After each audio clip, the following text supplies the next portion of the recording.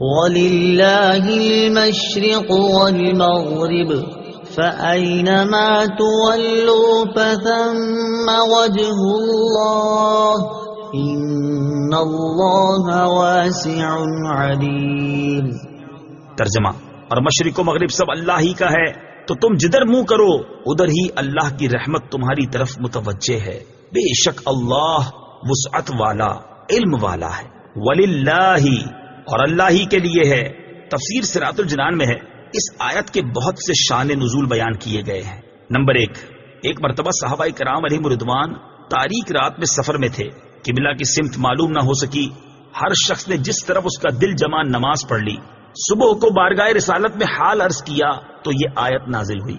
Number 2، حضرت عبداللہ ابن عمر رضی اللہ تعالیٰ عنہ فرماتے ہیں، یہ اس مسافر کے حق میں نازل ہوئی جو سواری پر نفل ادا کرے، اس کی سواری جس طرف متوجہ ہو جائے اس طرف اس کی نماز درست ہے۔ نمبر 3، جب خانہ کعبہ کو قبلہ بنایا گیا تو یہودیوں نے مسلمانوں پر اعتراضات کیے، ان کے رد میں یہ آیت نازل ہوئی اور بتایا گیا کہ مشرق و مغرب سب اللہ تعالیٰ کا ہے، جس طرف چاہے قبلہ معین فرمائے، کسی کو اعتراض کا کیا حق ہے۔ نمبر 4، جب یہ آیت دعا ادعونی استجب لکم نازل ہوئی تو حضور پر نور صلی اللہ تعالی علیہ وآلہ وسلم سے دریافت کیا گیا کہ کس طرف منہ کر کے دعا کی جائے، اس کے جواب میں یہ آیت نازل ہوئی۔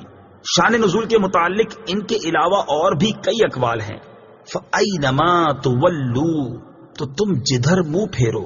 تفسیر صراط الجنان میں ہے، معلوم ہوا کہ قبلہ کی سمت معلوم نہ ہو سکے تو جس طرف دل جمے کہ خانہ کعبہ اسی سمت ہوگا تو اسی طرف منہ کر کے نماز پڑھے۔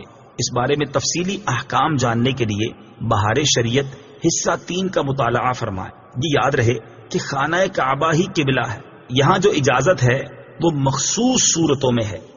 وَقَالُوا اتَّخَذَ اللَّهُ وَلَدًا سُبْحَانَهُ بَل لَّهُ مَا فِي السَّمَاوَاتِ وَالْأَرْضِ كُلٌّ لَّهُ قَانِتُونَ۔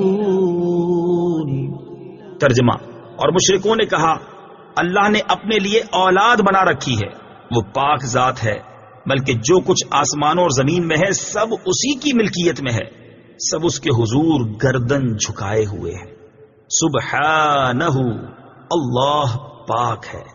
تفسیر صراط الجنان میں ہے، یہودیوں نے حضرت عزیر علیہ الصلوۃ والسلام کو اور عیسائیوں نے حضرت عیسیٰ علیہ الصلوۃ والسلام کو خدا کا بیٹا مانا، جبکہ مشرکین عرب نے فرشتوں کو خدا کی بیٹیاں قرار دیا۔ جیسا کہ تینوں چیزیں قرآن پاک میں مذکور ہیں، ان سب کے رد میں یہ آیت نازل ہوئی۔ لہو ما فی السماوات، اسی کا ہے جو آسمانوں میں ہے۔